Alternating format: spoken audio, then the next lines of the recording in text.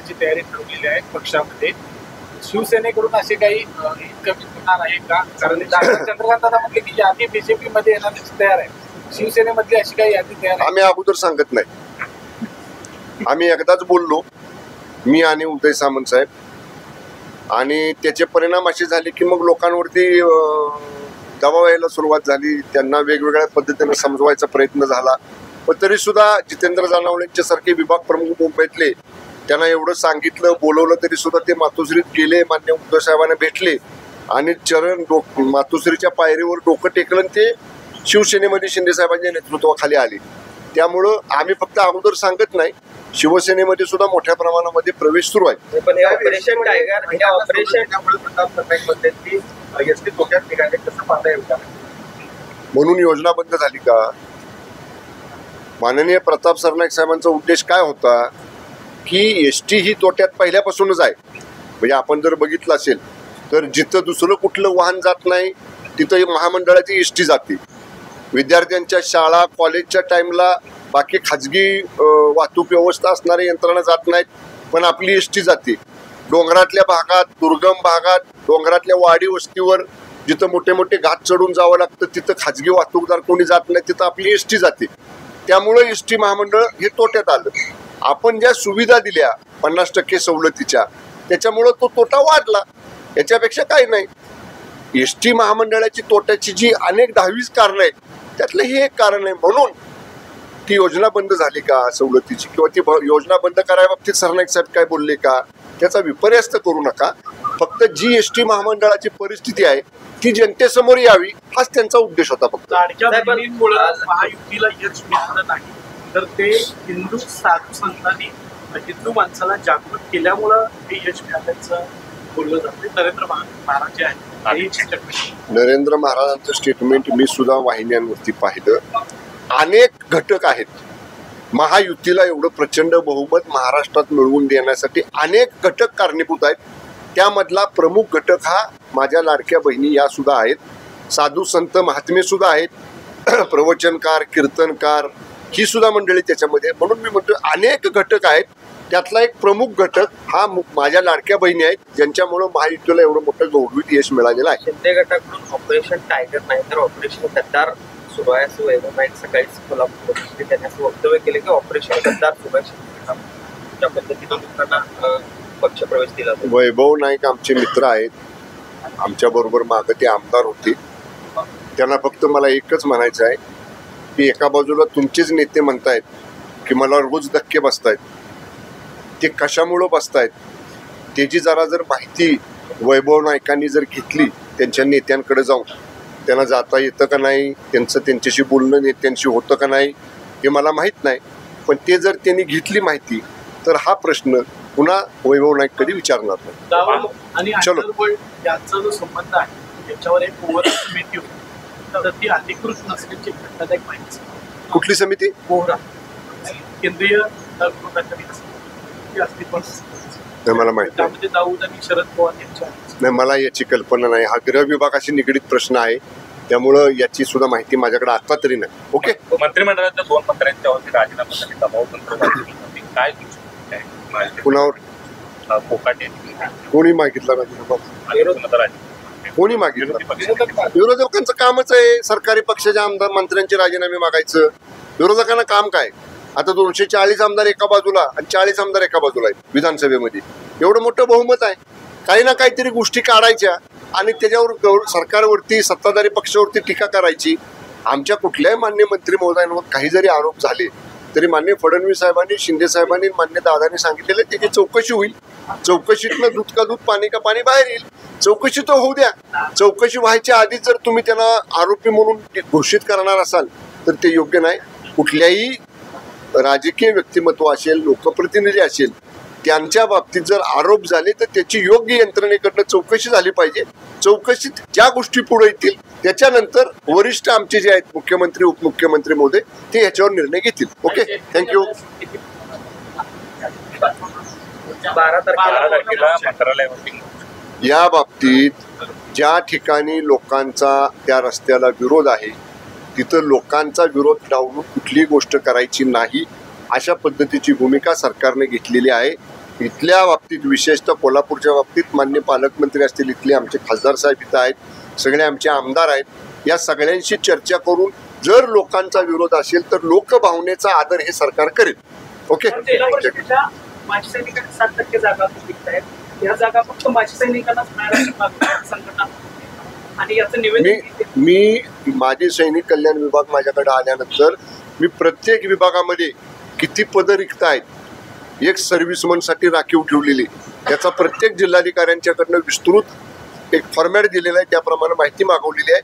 ते आल्यानंतर दर 2 महिन्यातनं ज्या वेळी नवीन भरती कुठल्याही विभागात निघेल त्यांनी अनिवार्य पद्धतीनं माजी सैनिकांचा कोटा भरला पाहिजे, याच्यासाठी माजी सैनिक कल्याण विभागामार्फत निश्चितपणे भूमिका घेतली जाईल. थँक्यू. मी तुम्हाला पर्यटन त्यातले वारंवार कोकणाच्या पर्यटनाचा आराखडा आणि विकास व्हावा अशी मागणी केली जात होती. पन्हाळा ते जोतिबा असा एक रोपवे करण्याची मागणी केली. नाही, काय झालं आता 2च महिने झाले हा विभाग माझ्याकडे आलाय आणि तो आल्यानंतर मुळात जुनेचे प्रकल्प हातात घेतलेले आहेत पर्यटनाचे, ते मुदतीत पूर्ण करणं हे पहिलं टार्गेट आमचं आहे. आणि त्याचबरोबर मला माननीय मुख्यमंत्री महोदयांनी दोन्ही उपमुख्यमंत्री महोदयांनी सांगितलेलं आहे की अशा पद्धतीनं ज्या ठिकाणी संधी आहेत किंवा स्कोप आहे तर ते आयडेंटिफाय करा आणि टप्प्याटप्प्याने ते प्रकल्प हातामध्ये घ्या. तर त्या दृष्टीनं रायगडच्या परिसरामधला तो पाचाड, जिथं रायगडच्या पायथ्याशी पाचाड गाव आहे, माँसाहेब जिजाऊंचं तिथं वाडा आहे, त्या परिसरामध्ये एक शिवसृष्टी आपण करण्याचं एक पहिल्या टप्प्यामध्ये आता हातात घेतलेला आहे. आणि शिवप्रताप दिन जो साजरा होतो म्हणजे अफजल खानाला ज्या दिवशी छत्रपती शिवाजी महाराजांनी त्याचा वध केला ते जे ठिकाण प्रतापगडच्या पायथ्याशी आहे तिथं एक तशा पद्धतीचं छत्रपती शिवाजी महाराजांनी कसं अफजल खानाचा वध केला या संदर्भातलं सुद्धा त्या ठिकाणी आपण एक ठिकाण विकसित करतोय. पन्हाळा सुद्धा त्या पद्धतीचंच आहे. ऐतिहासिक इतिहास पन्हाळ्याला आहे आणि क्षेत्र ज्योतिबा हे दख्खनचा राजा म्हणून ज्योतिबा रायाकडे पाहतो आपण, तर त्या बाबतीत सुद्धा मला मगाशी ज्योतिबा गडावर सुद्धा तिथल्या लोकांनी विचारलं तेव्हा मी सांगितलं की मंत्रिमंडळातले आमचे 2 सहकारी माननीय मुश्रीफ साहेब आणि माननीय आंबेडकर साहेब त्यांच्याबरोबर आणि जिल्ह्यातल्या स्थानिक आमदारांच्या बरोबर मी प्राथमिक चर्चा करेन आणि पन्हाळा असेल किंवा ज्योतिबा असेल या ठिकाणी कशा पद्धतीनं पर्यटनाच्या प्रकल्पाला याच वर्षामध्ये प्रायोरिटीमध्ये घेता येईल त्यासाठी निश्चितपणे माझे प्रयत्न राहतील. माझी एकनाथ शिंदे पंढरपूरमध्ये जो स्कायवॉकला परवानगी दिली फडणवीसांनी हे थांबवलं, मला माहित नाही म्हणजे कधी झाला हा विषय. नाही, मी आता सकाळपासून बाहेर आहे, तुम्ही बघताय. मी आज ज्योतिबा देवाच्या दर्शनासाठी आलेलो होतो माझ्या पदाधिकाऱ्यांच्या कार्यकर्त्यांच्या बरोबर. त्यामुळं माननीय मुख्यमंत्री महोदयांनी काय निर्णय घेतलाय तो ऑफिशियली पाहिल्याशिवाय मंत्र्यांनी त्याच्यावर भाष्य करणं योग्य नाही. अशा संदर्भातला एक निर्णय होता कोस्टल रोडच्या संदर्भातला, पीएमओनी थेट दखल घेतली. खरं तर नगरविकास मंत्री एकनाथ शिंदे होते, आता सुद्धा तेच आहे. टार्गेट केलं जाते असं काही नाही, बिलकुल तसं काही नाही.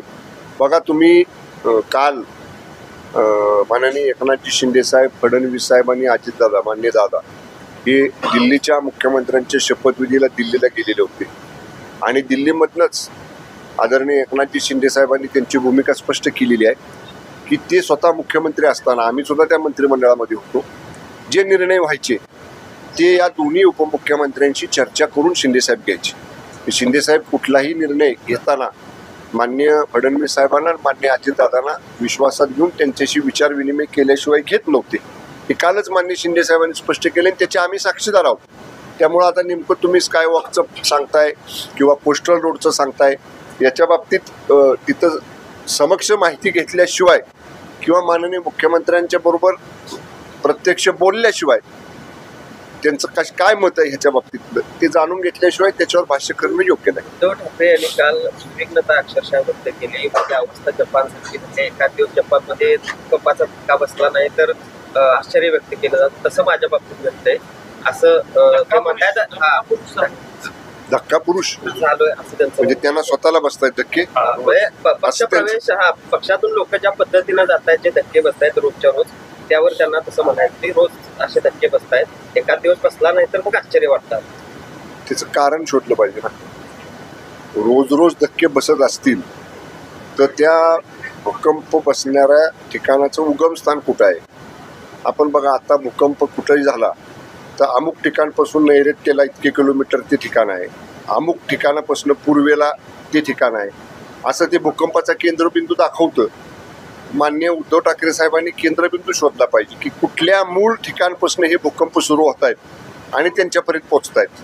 आणि तेच आम्ही 2019ला सांगायचा प्रयत्न करत होतो माननीय उद्धव साहेबांना. त्यावेळी ऐकलं नाही किंवा आम्हाला समजून घेतलं नाही आम्ही जे सांगत होतो ते, आणि त्याचे परिणाम असतील कदाचित हे की आता साहेब स्वतःच म्हणतायत की त्यांना धक्के बसतायत. अजून सुद्धा त्यांनी त्याचं उगमस्थान शोधावं, म्हणजे उगमस्थान शोधलं तर त्याच्यावरचा उपाय त्यांना करता येईल. कुठे तो केंद्रबिंदू आहे असं वाटतं तुम्हाला, कारण तुम्ही देखील त्याच्यासोबत काम केलेलं आहे, तो केंद्रबिंदू काय आहे असं वाटतं? आता ज्याला भूकंपाचा धक्का बसतोय त्यानं शोधलं पाहिजे ना, हे कुठून बसतायत धक्के, ते अंडरकरंट कुठून येतोय हे शोधलं पाहिजे. त्याने शोधा म्हणजे सापडेल. पश्चिम